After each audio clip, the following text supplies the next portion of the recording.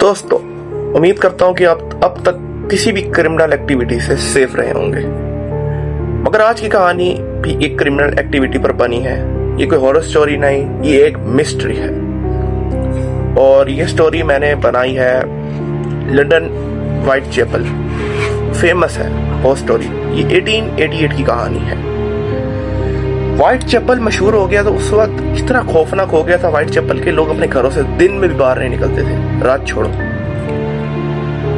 White chapel असल में ना 1888 में इसका बैकग्राउंड जान लेते हैं। जो व्हाइट चैपल था वो एक गरीब इलाका था। यहाँ पर कुछ काम नहीं था, गवर्नमेंट ने ना कभी ध्यान दिया था ऐसे लोगों पर वहां पर। और व्हाइट चैपल में प्रोस्टिट्यूशन बहुत बढ़ गई थी। 65 अड्डे थे प्रोस्टिट्यूशन के और 1022 इतनी को प्रोस्टिट्यूट्स थी वहां पर, क्योंकि वहां किसी का पैसा कमाने के लिए कोई काम छोड़ा ही नहीं था गवर्नमेंट ने। वो मजबूर हो गए थे इस काम में। ये 1888 की बात है लंदन की। अब तो बदल गया लंदन।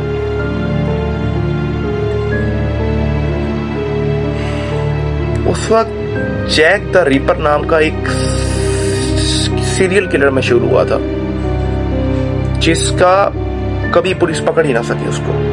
आपने बड़े सीरियल किलर सुने होंगे, कुछ मशहूर है, मैं नाम भूल गया हूँ, लेकिन है अमेरिका में आज भी जेलों में है। वो सब पकड़े गए मगर ये कभी पकड़ा ही नहीं गया, कभी नहीं पकड़ा गया। इसको पता नहीं था कौन ये, पहली बात तो।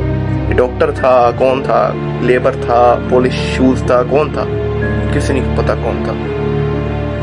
ये कहानी स्टार्ट होता है, ये पहला वाक्य 31 अगस्त 1888 को ये इंसिडेंट पहला हुआ। और ये पहला इंसिडेंट हुआ मैरी एंड निकोलस नाम की एक लड़की थी, 43 साल की थी। रात 3:40 पे इसकी लाश पुलिस को मिली।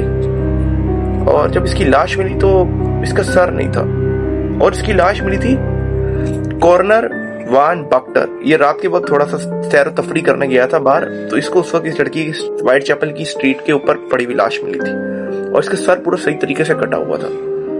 ना कोई खून इधर ना कोई खून इधर, बिल्कुल पूरा सर काट दिया और खून अभी बह रहा था। पुलिस ने जब इसकी लाश को उधर भेजा हॉस्पिटल, तो जो डॉक्टर था उसने कहा कि इसकी सिर्फ गर्दन नहीं कटी, इसका पेट भी काटा गया पूरा, और पेट काट के एक किडनी बाहर निकाली गई है। और जो डॉक्टर का नाम था वो था कॉर्नर वान बक्टर। उसके बाद फिर अगला तीसरा किल होता है, दूसरा किल वो होता है 47 साल की औरत एनी चैपमैन। इसकी लाश सुबह 6 बजे मिली थी एक वर्कर को, इसी के घर की बाहर की सीढ़ियों पर, और इसका भी बिल्कुल वैसा ही सर कटा था और पेट काटा हुआ था और एक किडनी गायब थी। अब पुलिस वाले ढूंढने लगे, उनका एक दिन में 2 मर्डर हो गए। एक शाम को दो दिन में 2 मर्डर हुए थे। एक सुबह की 3:40 को और एक अगले दिन की सुबह 6 बजे मर्डर हुआ। पुलिस वाले ढूंढने लग गए, लेकिन पुलिस क्या करते, उस जमाने में सीसीटीवी कैमरा नहीं थे, कोई डीएनएस का निजाम नहीं था कि पता चले किसके फिंगरप्रिंट्स हैं, या तो गवाहों की मदद से सजा दी जा सकती थी बस। तो अब अगला कत्ल होते 30 सितंबर 1888 को। ये डबल इवेंट के नाम से जाना जाता है। इस दिन 2 कत्ल हुए थे। एक कत्ल हुआ था एलिजाबेथ स्ट्राइड, 1 घंटे में 2 कत्ल हुए थे। एलिजाबेथ स्ट्राइड जो थी ना, सिर्फ इसकी गर्दन कटी, जिसका पेट नहीं कटा पाया था सही तरीके से, और इसका रेप हुआ था। इसका रेप किया गया था। अगली बनी थी कैथरीन एडवर्ड्स। ये भी 34 साल की औरत थी और इसका भी उसी 1 घंटे में कत्ल हुआ, 30 सितंबर 1888। और पुलिस वालों को वहां पर एक रेड दीवार पे एक स्टेटमेंट लिखी हुई मिली कि आपने जूस पे शक कभी किया नहीं, क्योंकि वो तो आपने कभी जूस पे किसी चीज के बारे में शक किया ही नहीं। पुलिस के जो थे ना, पुलिस वालों ने उस लेटर को फौरन मिटा दिया, क्योंकि पुलिस वालों को यह था कि इस तरह फिर क्रिश्चियन और जूस कम्युनिटी में लड़ाई हो सकती है। इस तरह कर करके पुलिस वालों को 3-4 लेटर मिल गए, 3-4 लेटर। अगला कत्ल हुआ 9 नवंबर 1888 को। मैरी जैन कैले, 25 साल की औरत थी, इसका भी रेप हुआ था और इसकी लाश इसके घर से ही मिली थी और इसकी शादी नहीं हुई थी पहली बात। तो पुलिस वाले शक भी किसी पे नहीं कर सकते, किसी ने इसको मार दिया। और इसका भी वैसे ही पेट कटा हुआ था और गर्दन कटी थी और उसके हाथ बाजू हर चीज काटी, उसकी किडनियां भी तीनों गायब। इस दौरान इस 3 महीने के अंदर पुलिस को 2000 रेड लेटर्स मिले। मैं जैक द रीपर हूं, मैं जैक द रीपर हूं। इस तरह फिर जैक द रीपर का नाम मशहूर हुआ इस केस के अंदर।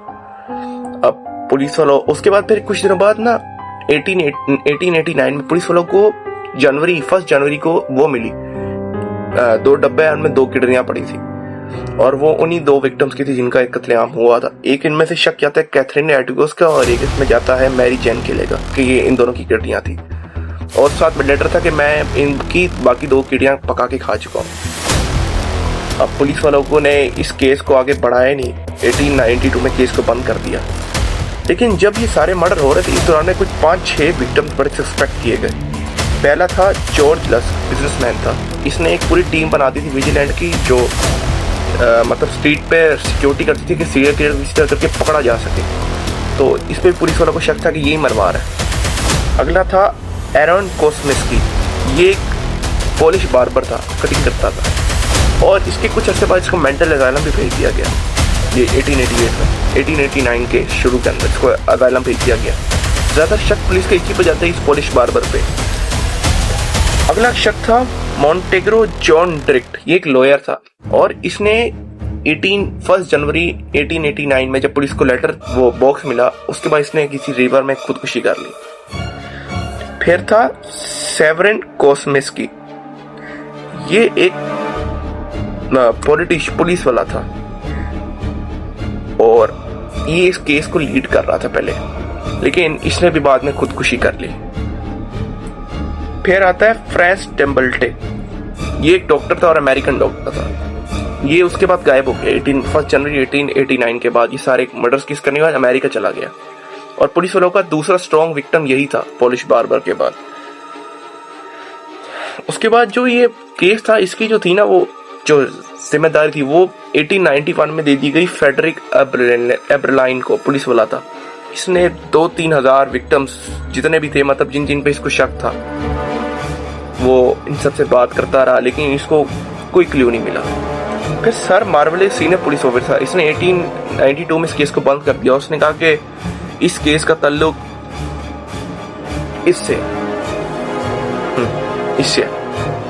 और इसका ज्यादा शक किया था रॉयल फैमिली पे जो ब्रिटेन की आज भी है। इसमें था प्रिंस एल्बर्ट विक्टर और उसके डॉक्टर सर विलियम। और इसके डॉक्टर का जो सबसे ज्यादा था मेन विक्टिम जॉन नेकेले जो इसके डॉक्टर के साथ था। असल में जो था ना ये जो प्रिंस था एल्बर्ट विक्टर, इसने शादी कर ली थी एक लड़की एना एलिजाबेथ से। एलिजाबेथ कॉर्क शायद नाम था उसका। तो और ये थी वर्कर्स थी मतलब प्रोस्टिट्यूट एक किस्म की थी, लेकिन प्रिंस ने उससे शादी कर ली। तो अब जो इसके बारे में जानते थे कि प्रोस्टिट्यूट है वो 5 और लड़के जानती थी, 5 या 6 जो भी लड़कियां जानती थी और उनमें से 5 ही लड़कियां थी जिनको ये पता था कि इसने इससे शादी की है और इन्होंने बात आम निकलने नहीं दी। तो दस शक जाता है कि जो डॉक्टर था इनका डॉक्टर के साथ ही जॉन निकले, इसने इन 5 औरतों को मरवा दिया और जैक द रिपर नाम की कहानी मशहूर कर दी। और एक पुलिस वाला था चार्ल्स वॉक जिसने वो निशान नहीं मिटाया था, वो जो दीवार पे लिखा हुआ था कि तुम ज्यूस पे शक नहीं करते, और वो ये था एक फ्री मेसन और इसने इसलिए मिटाया था कि फ्री मेसन पे शक ना जाए और इस पे शक ना चाहिए बस। लेकिन सीरियल किलर की कहानी यहाँ खत्म नहीं होती, इसके बाद और सीरियल किलर है, मगर ये दुनिया की तारीख में पहला सीरियल किलर माना जाता है जो रिकॉर्ड किया गया। इससे पहले बड़े सीरियल किलर्स थे लेकिन ये रिकॉर्ड जो किया गया आज के रिकॉर्ड में है वो ये वाला सबसे पहला माना जाता है, जैक द रिपर। दोस्तों हो ना हो दुनिया में जितने भी मर्डर होते हैं इनका किसी ना किसी सीक्रेट सोसाइटी से ताल्लुक है, ये हम मान सकते हैं। कुछ मर्डर होते हैं इंटेंशन में किए जाए, मगर जो ये जैक द रिपर ने मर्डर किए इसमें कंफर्म था कि हर बंदे को पता था कहाँ पर किडनी है कहाँ पर वो है, तो डायरेक्ट वहीं उसने काटा मारा। अगर शुक्र करेंगे आप लोग सीरियल किलर सब तक महफूज है, क्योंकि अमेरिका में हर 31 मिनट में एक मर्डर हो रहा है और अमेरिका में 1.85 मिलियन अभी तक जो लोग हैं जेलों में हैं, जिनमें से मेजोरिटी 1 मिलियन सीरियल किलर है। और अगर हम गवर्नमेंट सीरियल किलर्स को सही तरह ट्रीट नहीं करती ना, इनका डायरेक्ट इनको फांसी वगैरह सजा नहीं देती, तो सीरियल किलर आने वाले दौर में पाकिस्तान इंडिया में बहुत बढ़ जाएंगे।